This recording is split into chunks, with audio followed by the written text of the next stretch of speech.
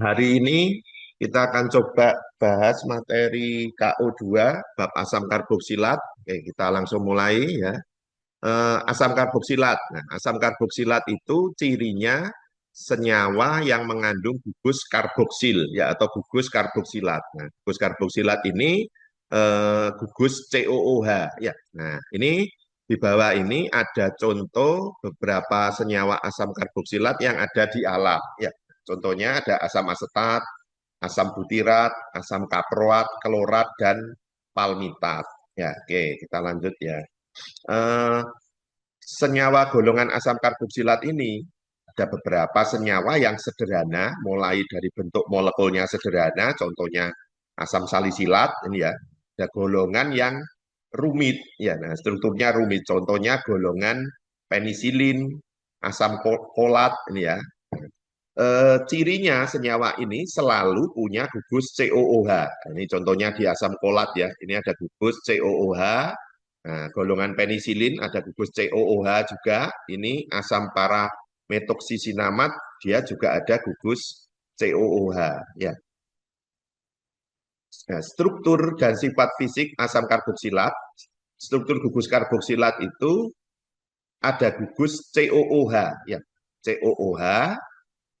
Gugus COOH ini letaknya selalu di nomor satu ya. Jadi di rantai induk itu gugus karboksilat itu COOH itu dia selalu ada di nomor satu. Nah, gugus karboksilat diikuti ada R. R itu alkil ya. Nih sifat sifat fisiknya gugus karboksilat ini sifatnya polar ya, sifatnya polar ya karena di sini ada atom O, atom O karbonil ini ya, dan atom C karbonil ya. Nah, atom O sifatnya itu elektronegatif ya. Jadi dia penarik elektron ya, penarik elektronnya. Jadi elektronnya ini ditarik ke atom C ya. Elektronnya ditarik ke atom C. Akibatnya atom C ini jadi bermuatan parsial negatif. Ya, nah, ya kan karena elektronnya mengarah ke atom O. Ya, nah, jadi atom O-nya bersifat parsial negatif. Ya, nah atom C karena dia ditinggal rapatan elektronnya karena ketarik ke atom O. Ya, atom C ini sifatnya jadi parsial positif. Ya, nah ini yang dikatakan bersifat polar ya. Bersifat polar itu membentuk kutub negatif dan kutub positif. Ya, gitu ya. Jadi dia sifatnya polar. Ya. Nah, bentuknya planar atau datar, sudutnya 120 derajat. Ya, nah, karena ini ya, masing-masing gugus ini kan saling tolak menolak. Jadi dia membentuk sudut sejauh mungkin. Ya, nah, jadi ini kan ada tiga ya, berarti 360 dibagi tiga ya. Nah, sudutnya sejauh mungkin ya 120, 120, 120 ya, gitu ya. Nah, ini ada contoh asam karboksilat, asam metanoat ya, asam etanoat, propanoat. Ya, nah, jadi ini mengikuti sistem tata nama IUPAC. Ya. Sistem tata nama IUPAC itu dasarnya dari alkana, ya dari metana, etana, propana, ya butana dan seterusnya ya. Nah, ini kalau nama asam karboksilat tata nama berdasarkan sistem IUPAC mengikuti sistem tata nama alkana. Ya, nah, jadi metana dari kata metana ini ditambah awalan asam dikasih akhiran oat.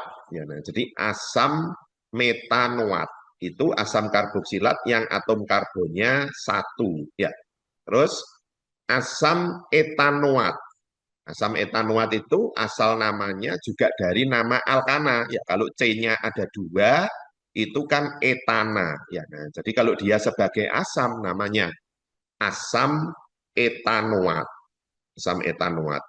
C-nya 3, ya C-nya 3, kalau alkana kan propana, ya. Ini C-nya 3, 1, 2, 3, ya. Kalau dia sebagai asam karboksilat, diberikan awalan asam dan akhiran oat. Jadi asam propanoat, ya. Asam propanoat, ya. Nah, Kalau kita perhatikan di sini sifat-sifatnya ya. Nah, ini titik leburnya. Jadi titik leburnya di sini makin banyak atom C-nya atau atom C-nya makin panjang, kita lihat titik leburnya meningkat ya atau naik ya.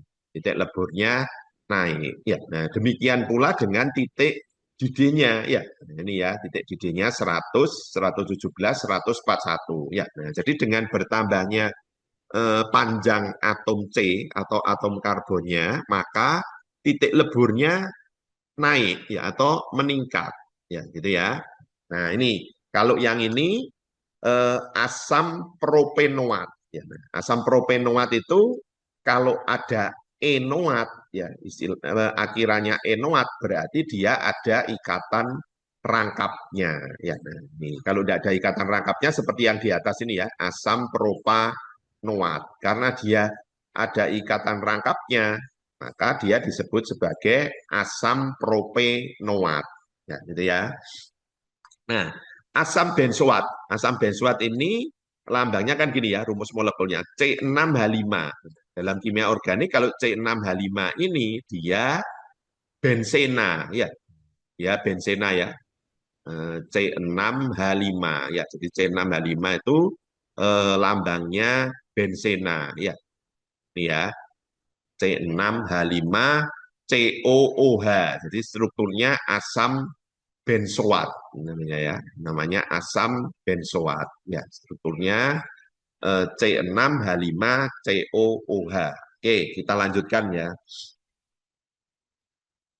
Nah, antar molekul asam karboksilat ya itu bisa membentuk dimer ya. Nah, dimer di itu dua ya. Nah, itu dua. Jadi dua molekul asam karboksilat itu dia bisa membentuk dimer. Nah, seperti ini ya. Jadi gugus O-nya O karbonil dia bisa berikatan atau membentuk ikatan hidrogen dengan atom H-nya asam karboksilat yang lainnya. Ya, nah ini ya.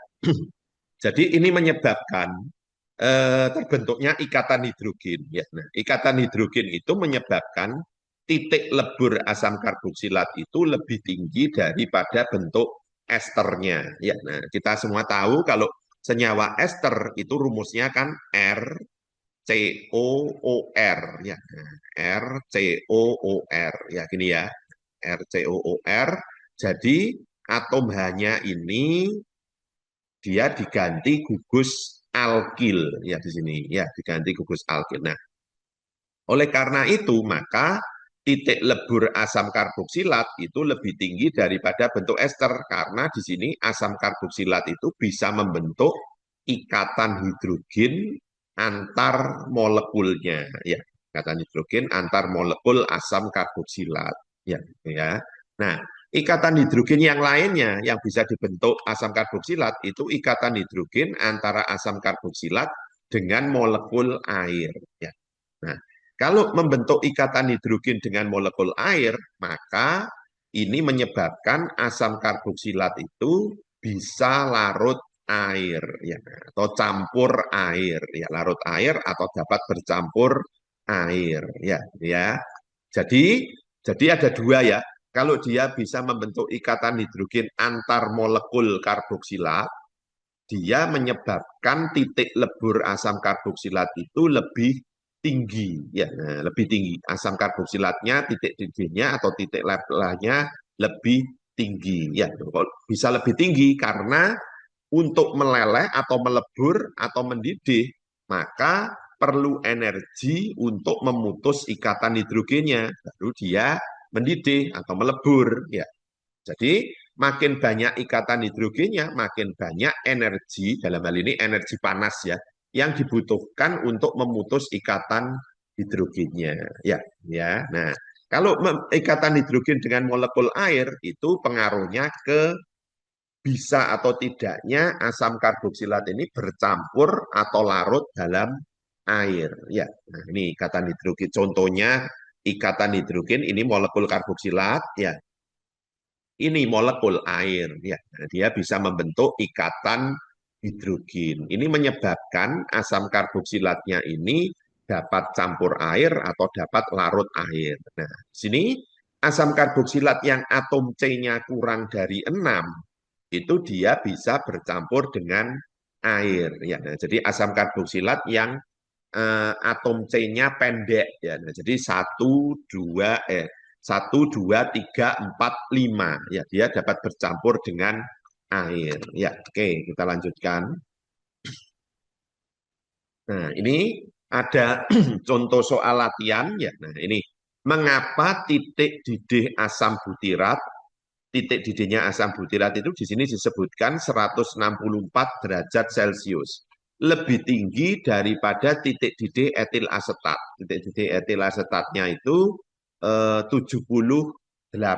Ya, ini coba kita bahas sama-sama ya.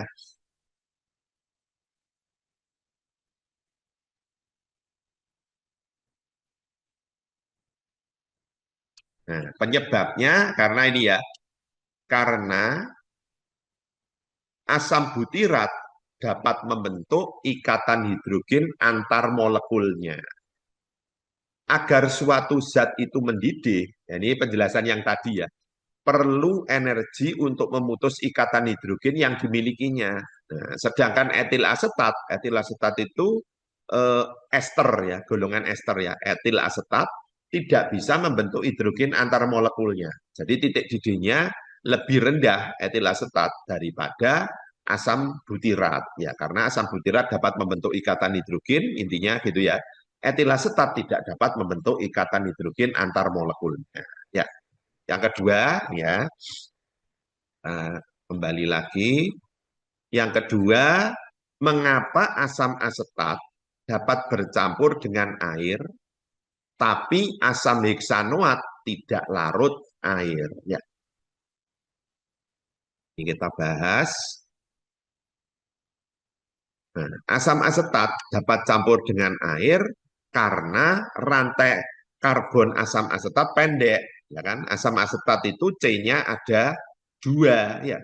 Tadi kan disebutkan ya, tadi disebutkan kalau atom asam karboksilat yang bisa larut air itu kalau atom C-nya lebih kecil dari 6 ya. Asam asetat itu atom C-nya 2 ya. Sehingga asam asetat bersifat polar dapat campur dengan air yang bersifat polar. Jadi air itu bersifat contoh pelarut yang bersifat polar ya. Jadi biasanya senyawa itu yang sifatnya polar mudah larut dalam pelarut yang bersifat polar juga ya. Nah, asam heksanoat tidak campur air karena memiliki karbon yang lebih panjang, C-nya 6 ya, heksanoat. Heksanoat itu C-nya 6 ya. Nah, ini makin panjang rantai karbon, maka sifat nonpolar naik ya. Nah, jadi kalau atom C-nya atau atom karbonnya itu makin panjang, maka sifat nonpolarnya meningkat ya. Sifat nonpolarnya meningkat, dengan kata lain sifat kepolarannya juga turun, kalah dengan sifat nonpolarnya ya. Nah, maka makin panjang rantai karbon kelarutan dalam air makin turun karena air sifatnya polar. Asam karboksilatnya kalau makin panjang rantainya sifatnya nonpolar. Nah, maka atom karbon yang C6 asam karboksilat, asam heksanoat, dia kelarutannya dalam air turun ya, atau dia tidak campur air ya, karena disebabkan oleh atom karbonnya bertambah panjang ya sampai C6 ya gitu ya. Oke, kita lanjut yang pertanyaan ketiga ya, C ya, yang bagian C, sebutkan ikatan hidrogen antar molekul yang dapat terjadi pada larutan asam asetat dalam air. Ya, ini kita bahas ya.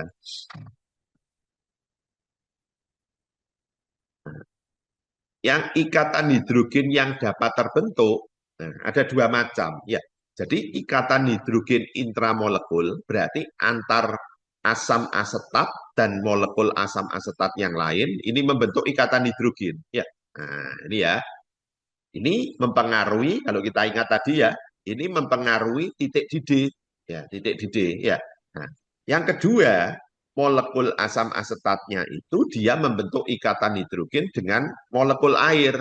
Nah, pengaruhnya asam asetat ini dapat larut air. Ya, jadi ada dua macam ya, ikatan hidrogen antar molekul asam asetat dan molekul asam asetat yang lain, dan ikatan hidrogen antara molekul asam asetat dengan air.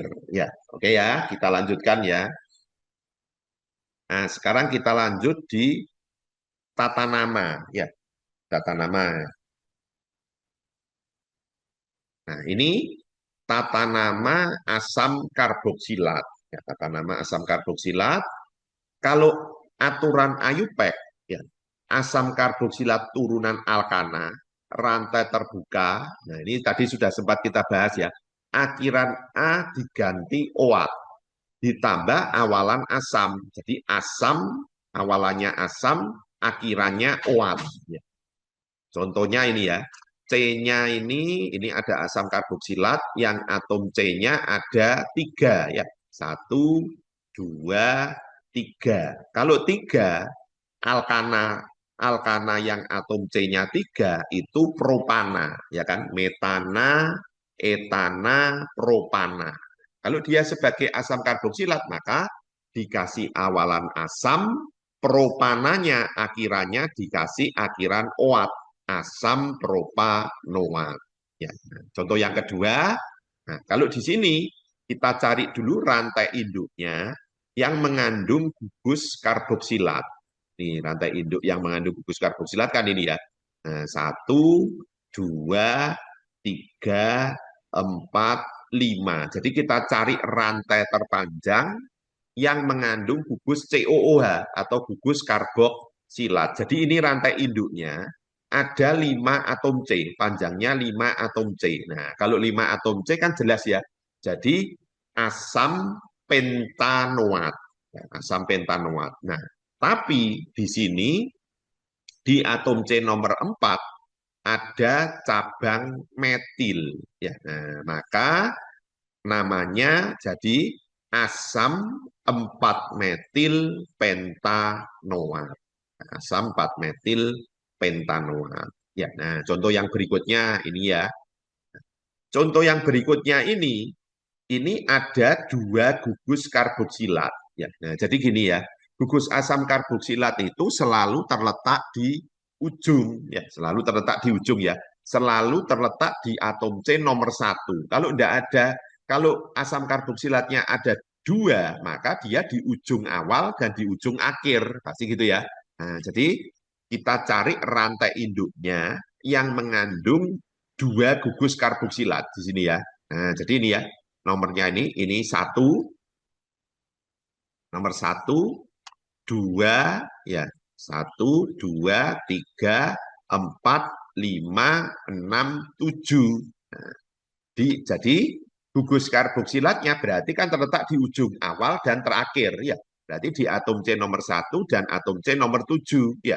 Nah, tuh. Nah, kalau ada 2 gugus karboksilat, maka dikasih awalan asam, belakangnya rantai induknya itu kalau atom C7 itu kan heptana ya, di sistem tata nama alkana kalau atom C-nya ada 7 itu namanya heptana ya. Karena dia ada 2 gugus karboksilat maka namanya jadi heptana dioat ya, heptana dioat karena dikasih awalan di ini sebelum oat karena ada 2 gugus karboksilat ya, heptana dioat. Nah, sekarang kita lihat cabangnya ya. Nah, cabangnya di sini ada cabang alkil di atom C nomor 3. Nah, maka di sistem tata namanya kita tulis asam 3 etil ya. Nah, di atom C nomor 5 ada cabang metil. Nah, maka kita tulis 5 metil ya. Jadi nama lengkapnya berarti asam 3 etil 5 metil heptana dioat ya, ya. Nah, oke, kita lanjut ya. Nah, ketentuan sistem tata nama karboksilat yang kedua itu gugus COOH bila terikat pada cincin non aromatis, ya cincin non aromatis, maka ditambah awalan asam dan akhiran karboksilat. Ya, akhirannya karboksilat. Ya, kalau tadi akhirannya kan OAT ya, OAT ya. Nah, kalau gugus COO-nya terikat pada cincin non aromatis, cincin itu berarti melingkar ya atau siklik ya. Nah, itu dia ditambah awalan asam dan akhiran karboksilat. Ya, nah contohnya ini ya. Ini contohnya. Ini kan ada senyawa siklik ya. Senyawa sikliknya cincinnya cincin 6 ya. Satu, 2, 3, 4, 5, 6. Jadi cincinnya itu tersusun dari 6 atom karbon ya. Nah, jadi namanya berarti ini kalau namanya berarti sikloheksana ya. Nah, sikloheksana. Siklo karena dia bentuknya siklik atau melingkar, heksana karena dia tersusun dari 6 atom karbon ya. Nah, jadi cincinnya ini namanya sikloheksana ya. Nah, gitu ya. Nah, di atom C nomor 1 di cincin ini ada gugus COOH atau gugus karboksilat. Nah, gugus karboksilatnya itu di nomor 1 ya. Jadi bisa enggak usah dikasih nomor. Ya, jadi induknya berarti sikloheksana karboksilat. Nah, gitu ya. Jangan lupa dikasih awalan asam ya. Nah, di atom C nomor 3 itu ada gugus BR atau gugus bromo ya. Nah, jadi nama lengkapnya asam 3 bromo sikloheksana karboksilat. Ya, gitu ya. Asam 3 bromo sikloheksana karboksilat. Ya, oke ya. Nah, yang kedua, ini ya, contoh yang kedua, ini cincinnya siklik tersusun dari 5 atom C. Ini ya, 1, 2, 3, 4, 5. Ya, 3 atom C. Ya, nah ini berarti namanya siklopentana. Ya, nah, cincin siklopentana. Ya, nah, tapi di sini ada ikatan rangkap. Nah, harusnya ini namanya siklopentena ya. Nah, pentena ya, ini ena ya. Nah, kalau ada ikatan rangkap itu ena ya, akhirannya ena ya. Nah, jadi ini siklopentena karboksilat ya, karena ada gugus karboksilat ya. Nah, jangan lupa dikasih awalan asam karena dia sifatnya asam, asam karboksilat ya. Jadi nama lengkapnya asam 1 siklopentena karboksilat ya. Nah, asam 1 siklopentena karboksilat karena ada ikatan rangkapnya ya. Nah, di situ ada ikatan. Kalau tidak ada ikatan rangkapnya, umpama tidak ada ikatan rangkapnya, namanya asam siklopentana karboksilat ya. Ya karena ada ikatan rangkapnya, kamu kasih aturan akhiran ena ya. Nah, asam 1 siklopentena karboksilat. Ya, oke, kita lanjutkan ya. Nah, ini yang kedua, asam karboksilat itu bisa pakai sistem tata nama IUPAC yang tadi. Jadi sistem tata nama IUPAC itu ada polanya ya. Polanya mengikuti pola sistem tata nama alkana ya. Nah, jadi alkana itu kan ada metana C-nya 1, etana C2, propana C3, C4 butana, 5 pentana, 6 heksana, 7 heptana, 8 oktana, 9 nonana, 10 dekana. Ya. Nah, ada polanya ya. Jadi kalau asam karboksilatnya C-nya 1 ya namanya asam metanoat. C2 asam etanoat, C3 asam propanoat, C4 butanoat, C5 pentanoat, dan seterusnya. Ya, jadi sistem tata namanya terpola, mengikuti sistem tata nama alkana. Ya, nah, tapi kalau sistem tata nama trivial, itu sistem tata nama umum. Nah, ini namanya tidak ada pola khususnya, tidak ada aturan khususnya. Ya, kalau sistem nama tata nama trivial ini atau sistem tata nama umum. Ya, nah ini.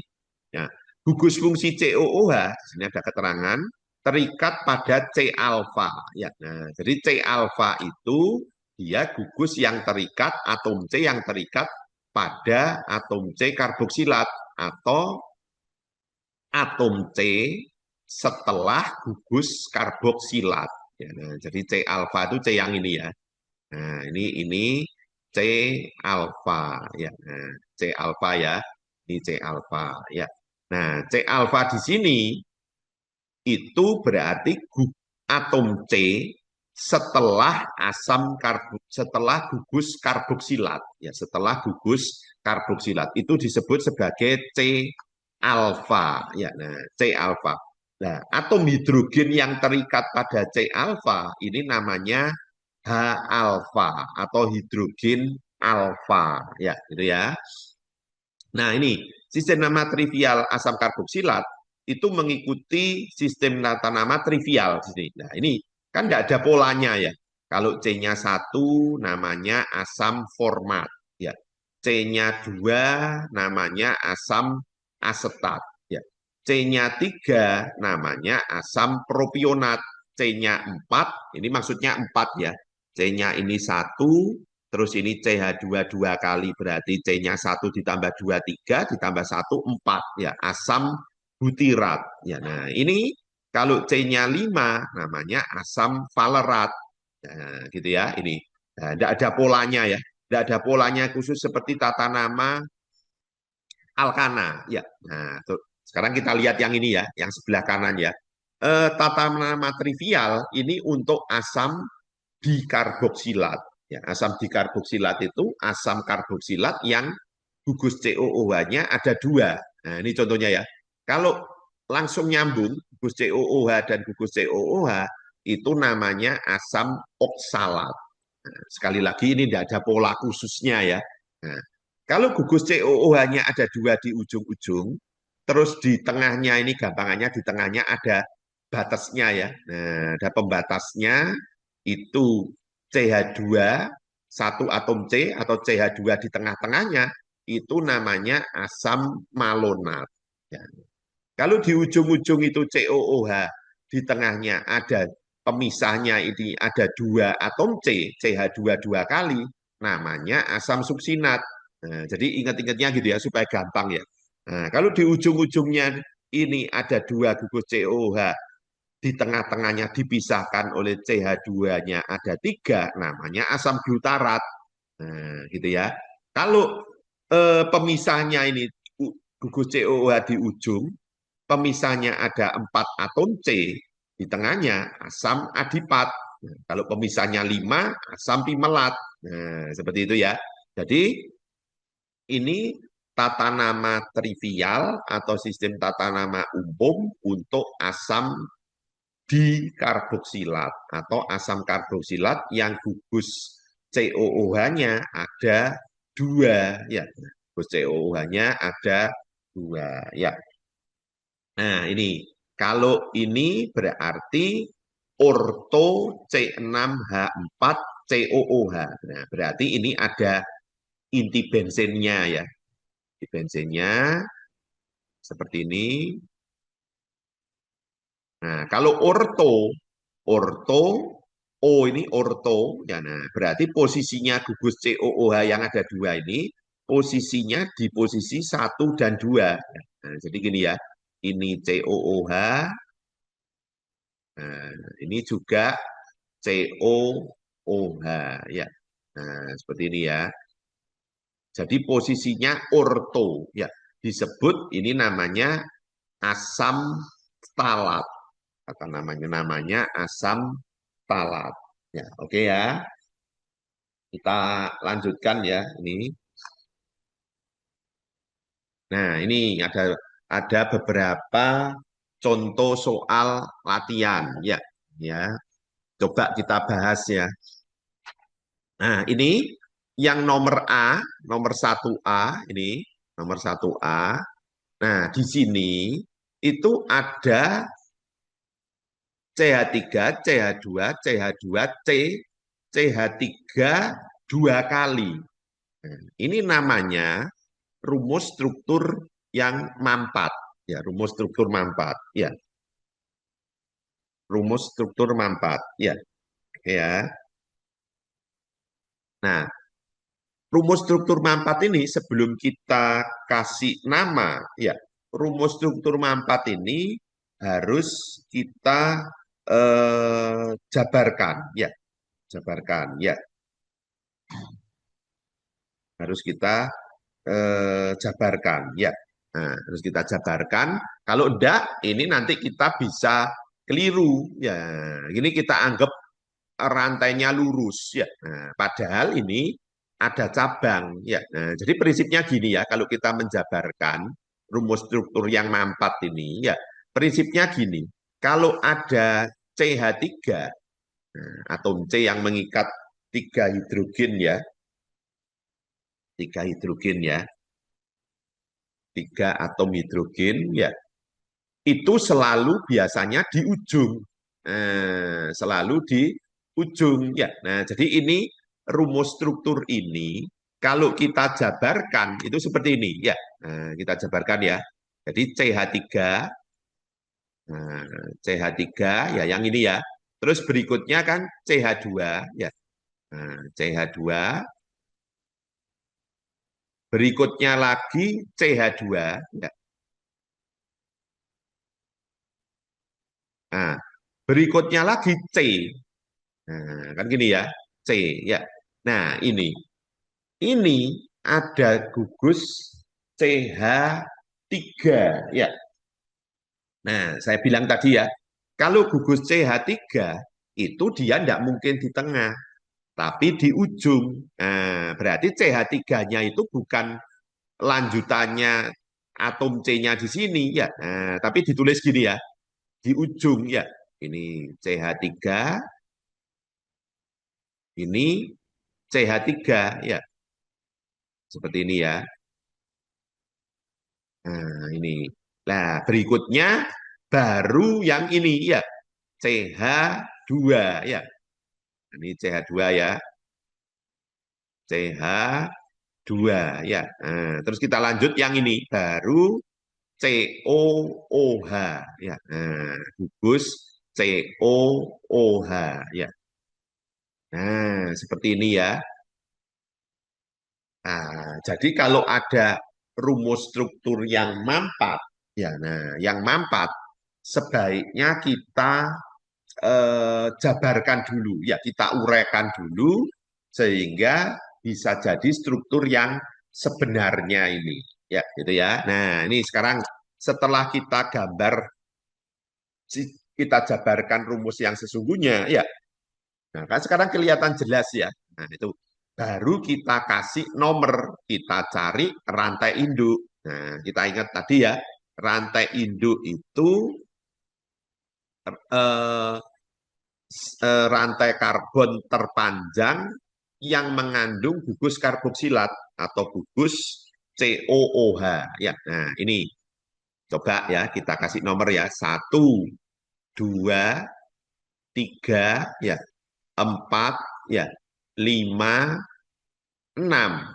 Nah, karena atom C-nya ada 6, maka nanti ini namanya heksanoat. Nah, jadi rantai induknya itu nanti heksanoat ini ya. Nah, heksanoat ya, heksanoat ya.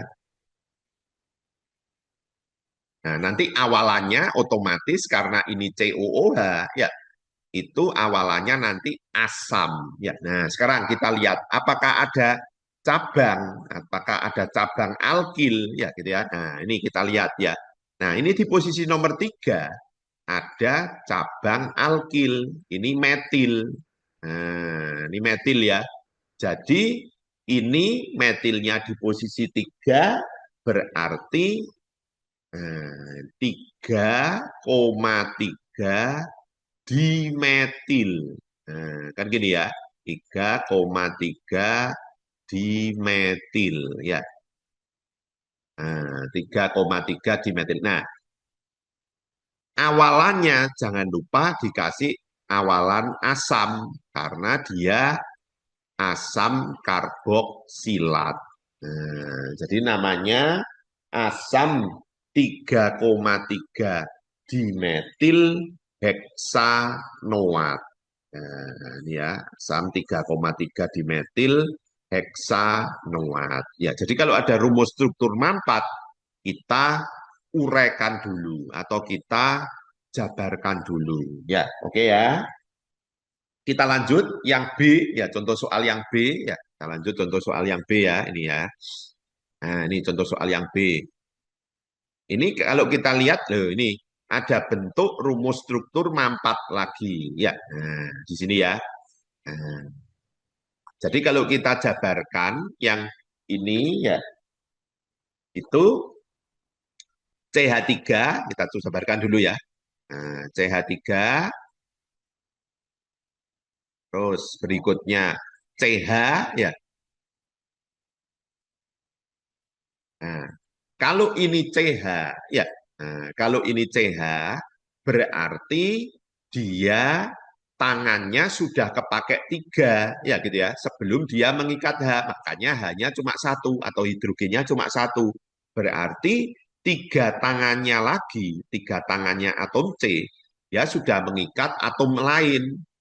Nah, gitu ya. Karena atom C itu, nah, konsepnya kan gini ya. Atom C itu tangannya ada empat. Nah, tangannya ada empat. Kalau ini hidrogennya cuma satu, berarti langsung kita tahu kalau tiga tangan yang lainnya sudah dipakai untuk mengikat gugus lain. Nah, kan gitu ya. Nah, di sini kalau kita lihat di rumus strukturnya ada Cl. Nah, berarti tangan yang satunya dipakai untuk mengikat Cl, tangan yang satunya dipakai untuk mengikat CH3, yang satunya untuk mengikat CH2 yang ini. Ya, nah, jadi makanya eh, ini CH ya. Nah, ini kan gini ya. Ini CH2 yang ini ya. Berikutnya CH2 yang ini ya. CH2 yang ini. Nah, kan sudah ya. CH3, CH, CH2. CH2 lalu COOH ya. COOH ya. Nah, ini ya. Nah, sekarang kalau sudah kita jabarkan, sekarang kita tentukan rantai induk. Nah, sekali lagi rantai induk itu rantai terpanjang yang masih mengandung gugus COOH, yang harus mengandung gugus COOH. Jadi kita nomori ya, COOH ini selalu nomor satu karena dia selalu di ujung ya, 2, 3, 4, 5 ya. Nah, karena dia 5, maka dia berarti masuk tata namanya pentanoat. Nah, 5 kan pentana ya. Kalau asam karboksilat berarti pentanoat ya. Nah, jadi gini ya, pentanoat ya, pentanoat ya. Awalannya asam, jangan lupa ya, karena asam karboksilat. Nah, ada awalan asam ya gitu ya. Ada awalan asam. Nah, di atom C nomor 4 atau atom karbon nomor 4 ini ada gugus kloro ya. Nah, dia mengikat gugus Cl. Nah, jadi namanya asam 4 kloro ya. Nah, 4 kloro pentanoat. Nah, 4 kloro pentanoat. Nah, lengkapnya gini ya, asam 4 kloro pentanoat. Ya, nah seperti itu ya. Oke, ini. Nah, kita lanjut ya. Kita lanjut yang C. Nah, kita coba bahas yang C dulu ya ini ya, yang C. Nah, yang C ini juga sama. Ini ada rumus struktur yang mampat ya, rumus struktur mampat ya, yang dimampatkan ya. Oke, kita mulai ya yang C ya. Kita bahas. Nah, ini kalau kita lihat, ini ada CH3, CH2 dua kali. Ini CH, ya. Nah, seperti tadi ya. Kalau ada atom CH3, itu dia selalu di ujung-ujung. Di ujung ya, karena dia tangannya sudah dipakai untuk mengikat tiga atom H, maka tangannya kan sisa satu. Sisa satu itu untuk mengikat atom C lainnya, ya kan gitu ya. Nah ini coba kita dari sini dulu ya. Ini kan CH ya. Berarti kan gini ya, CH ya. Nah ini rumus struktur mapatnya coba kita jabarkan. Yang ini kan ada CH3, CH2 dua kali. Ya. Nah, kita tulis saja di sini ya. Nah, ini CH2, CH3 ya. Nah, tapi kan dua kali ya. Nah, dua kali kan ya ini ya. Jadi kita tulis CH3-nya ini kan tidak boleh di tengah ya. Nah, jadi kita tulis seperti ini ya. CH2, CH3 ya. Ini ya. Nah, kita lanjut ya. Ini sudah. Jadi ini yang sampai yang hijau ini ya. Nah, sekarang kita lanjutkan yang ini. Berikutnya CH2 kan gini ya. Nah, CH2 ya. Berikutnya ada CH ya di sini ya. Nah, ini CH ya. CH ya. Nah, ini ada struktur mampat lagi ya. CH2, CH3. Nah, yang saya bilang tadi ya, kalau ini ada CH3, dia tidak mungkin di tengah, tapi di ujung. Nah, jadi nulisnya gimana? Ya, ini boleh ya. Nah, seperti ini boleh. CH2, CH3 ya. Nah, gini ya. Nah, berikutnya ini ada gugus karboksilat. Nah, baru ini terakhir ini COOH ya. COOH ya. Nah, sekarang ya, setelah kita apa itu tahu rumus strukturnya yang sebenarnya, ya tahu rumus struktur yang sebenarnya, maka baru kita nomori, ya kita kasih nomor, ya kita kasih nomor, lalu kita kasih namanya, ya penamaannya, ya. Nah, tadi sudah sempat kita bahas, ya kalau asam karboksilat di sini kita tentukan dulu rantai induknya, ya. Nah, rantai induknya, ya. Rantai induk itu, ya. Rantai induk itu rantai terpanjang. Nah, rantai terpanjang, ya. Rantai terpanjang yang masih mengandung gugus karboksilat. Ya, nah ini ya. Jadi tadi ya kita cek dulu ya. Ini CH2 CH3-nya ada dua kali ya. Yang biru ini ya. Nah, yang biru ini terus CH ya. CH berikutnya CH2 yang merah ini ya. Terus CH yang ungu ini terus dua kali CH2 CH3 ya. Terus baru COOH ya. Nah, ini sekarang kita kasih nomor. Nah, kita kasih nomor ya. Ini ya, penomorannya ya. Nah, syaratnya kita kasih penomoran itu rantai terpanjang, rantai induk yang mengandung gugus karboksilat. Nah, jadi rantai induknya ini harus mengandung gugus karboksilat. Ya, nah, contohnya ini ya. Nah, ini. Jadi kita kasih nomor ya. Satu, ya, dua, tiga, empat, lima, enam. Ya, enam ya. Kita kasih nomor ya. Nah, ini berarti rantai terpanjangnya 6 ya, yang mengandung gugus karboksilat ya. Nah, yang masih mengandung gugus karboksilat ya. Nah, itu ya. Nah, 6 Berarti apa? Kalau 6 heksanoat. Ya, nah, heksanoat ya. Kalau 6 kan heksanoat ya.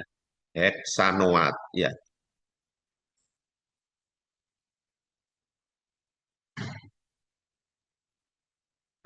Heksanoat ya.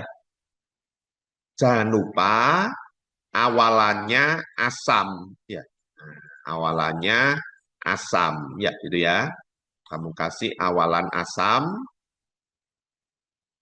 Nah, sekarang rantai induknya ini berarti ada cabang di posisi 2 dan di posisi 4 ya. Nah, posisi 2 dan di posisi 4 ya. Posisi 2 dan jadi namanya asam 2,4 ya. Ini CH2CH3 cabangnya berarti asam 2,4 dietil ya. Nah, etilnya ada 2 ya. Dietil heksanoat ya. Asam 2,4 dietil heksanoat ya, gitu ya. Oke, saya lanjut ya, ini ya, saya lanjut. Asam 2,4 dimetil heksanoat. Ya, oke, kita lanjut ya. Nah, ini coba kita lanjut yang bawahnya ini ya. Nah, yang bawahnya nih. Yang A ini ya, nomor 2A ini. 2 bromo butanoik acid atau asam 2 bromo butanoat. Nah, kalau kita dikasih nama, nama ya disuruh menggambar. Nah, ini kita lihat dulu aja caranya gambar. Kita lihat dulu yang bagian belakang ini. Nah, yang belakang ini menunjukkan rantai induk butanoik acid. Nah, butanoik acid berarti apa? Atom C-nya ada 4. Nah, jadi gambarnya dari belakang dulu ya, kita baca yang belakang dulu ya, akhirannya ya. Itu menunjukkan rantai induknya ya. Nah, ini ya. Berarti atom C-nya ada 4 ya, kan butanoik acid ya. Nah, berarti gini ya. Nah, pemain ini karboksilatnya di sini ya. Nah, gini ya. Maka ini CH2 ya, CH2 ya, CH3 ya. Nah, sudah ya. Nah, tapi di posisi 2 ya ada bromo. Ada bromo ya gitu ya. Di situ ada bromo. Maka atom C nomor 2 kan ini ya. Jadi hanya hilang satu ya. Kan dipakai untuk mengikat bromo ya. Pakai untuk mengikat. Jadi ini di posisi atom C nomor 2 ada bromo ya. Br ya, bromo ya, bromida Br ya. 2 bromo butanoik acid. Ya, gitu ya. Oke, kita lanjut ya. Nah, yang ini aja, yang bagian nomor 3 ya. Nah, ini kalau yang nomor 2 ini IUPAC name atau sistem tata nama IUPAC. Kalau yang soal bagian 3 ini common name. Nah, common name atau trivial ya. Nah, ini asam metoxivaleric acid. Nah, berarti apa? Induknya valerat. Nah, asam valerat. Kalau kita lihat di yang tadi ya. Nah, ini asam valerat itu C-nya 5. Nah, ini kita lihat ya. Asam valerat itu C-nya 5. Nah, berarti di situ asam karboksilat C-nya 5 ya. Nah, induknya C-nya 5 ya. Maksudnya induknya C-nya 5 ya di sini ya. Nah, jadi seperti ini ya. Valeric acid ya. Nah, C-nya 5 ya. Kita gambar aja ya C-nya 5. 1 ya, 2, 3, 4, 5 ya. Nah, seperti ini ya. Nah, seperti ini ya. 1, 2, 3, 4, 5 ya. Alpha methoxy valeric acid. Nah, ini agak beda ya. Kalau pakai sistem tata nama atau sistem penomerannya itu pakai abjad Yunani. Abjad Yunani itu alfa, beta, gamma, delta itu ya. Nah, kalau sistem penomerannya pakai angka, ya pakai angka, itu gugus karbonil COOH-nya ini dinomori 1. 1, 2, 3, 4, 5. Jadi semua atom C-nya dinomori semua. Ya, tapi kalau pakai sistem abjad Yunani atau alfa beta, ya. Nah, atom alfa itu atom C setelah C karboksilat, ya, atau atom C setelah atom C karboksilat. Jadi di sini yang alfa, ya, mulai alfa itu di sini ya. Nah, yang alfa yang ini bukan C karbonilnya, ya, bukan C karbonilnya, ya. Nah, jadi di sini ya atom C-nya ya, atom C alfanya itu di sini, ya, oke ya. Saya hapus dulu ini. Nah, ini di atom C nomor alfa ada gugus metoksi, ya. Nah, alfa metoksi. Nah, kalau gugus metoksi, kalau ada metoksi oksi ya. Nah, oksi itu berarti ada oksigennya, ya. Nah, jadi di posisi alfa ini ada gugus metoksi. Metoksi itu OCH3 ya. Nah, OCH3. Ini berarti gugus metoksi ya gitu ya, gugus. Kalau ada O-nya ini metoksi, etoksi, kalau C apa? C-nya 2 berarti metoksi, C-nya 3 propoksi, ya butoksi dan seterusnya ya. Gitu ya. Nah, berarti metoksinya di posisi alfa. Nah, sekarang sudah beres ya nih ya. Kita tinggal tulis jumlahnya atomnya. Ya, ini tangannya sudah kepakai 3, berarti hidrogennya tinggal 1 yang bisa diikat atom C ini. Nah, ini 2, ini 2, ini 3 ya. Nah, seperti ini ya. Oke. Nah, kita lanjut dulu ya ini ya. Ini alfa metoksi valeric acid. Jadi kuncinya kita lihat dulu kalau dikasih nama suatu senyawa, kita disuruh gambar strukturnya, maka kita lihat dulu rantai induknya. Rantai induknya itu yang bagian belakang ini ya. Nah, ini rantai induknya kita gambar dulu. Ya, rantai induknya kita gambar dulu ya. Oke ya.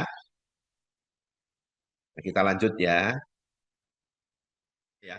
Ini contoh penerapan kalau kita memisahkan dua senyawa yang tercampurkan, ya dua senyawa molekul organik yang tercampurkan, ini kita lakukan pemisahan. Ya, nah, sifat pemisahannya berdasarkan apa?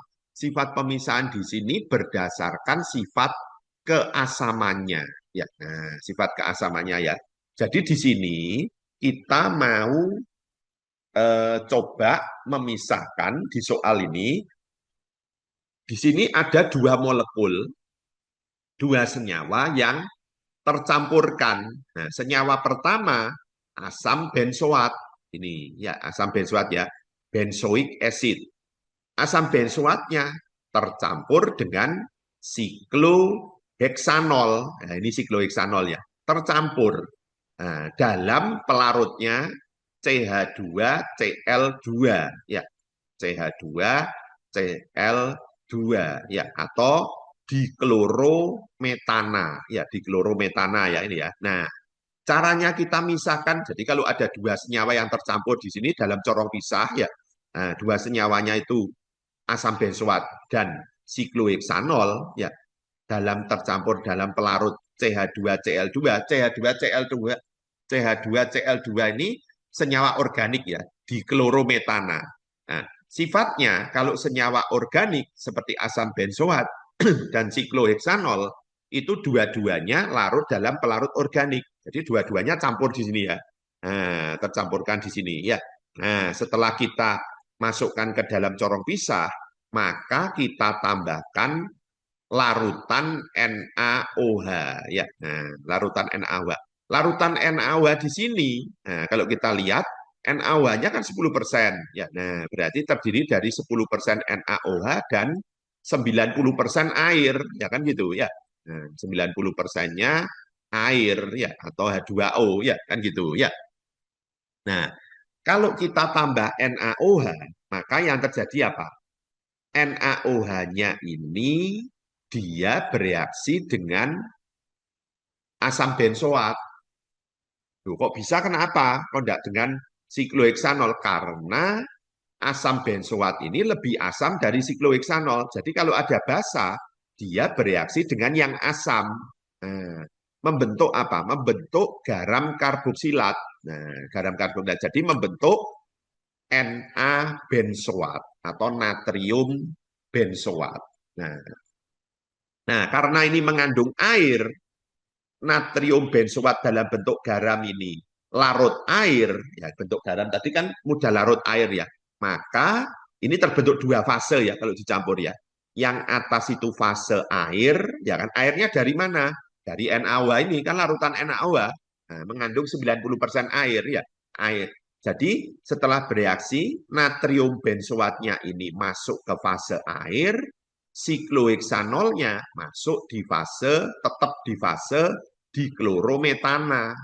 Nah, ini ya. Nah, karena dia di sini di dalam corong pisah dia membentuk batas yang jelas. Nah, ini ya batas yang jelas.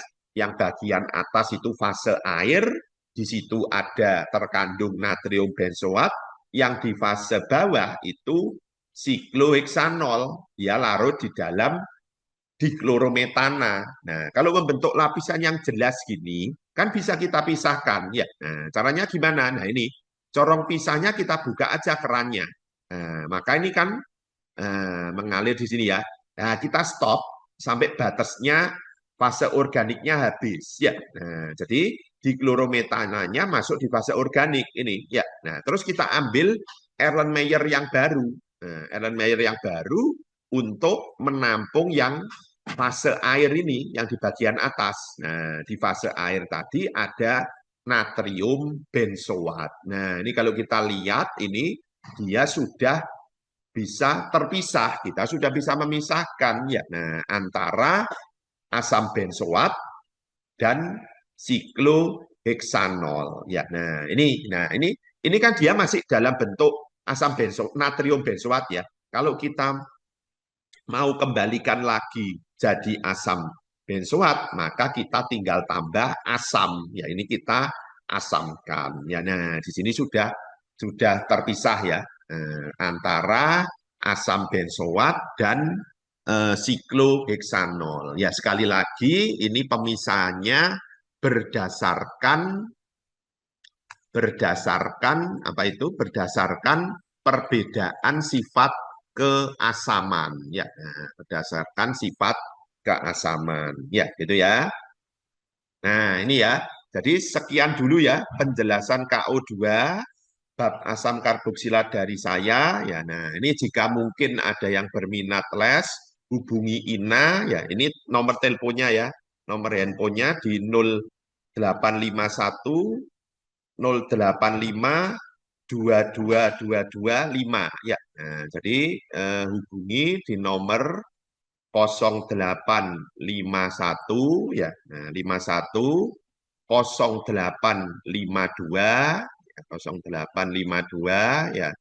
852 terus 2225 ya. Ya. Sekian dulu. Terima kasih ya atas perhatiannya.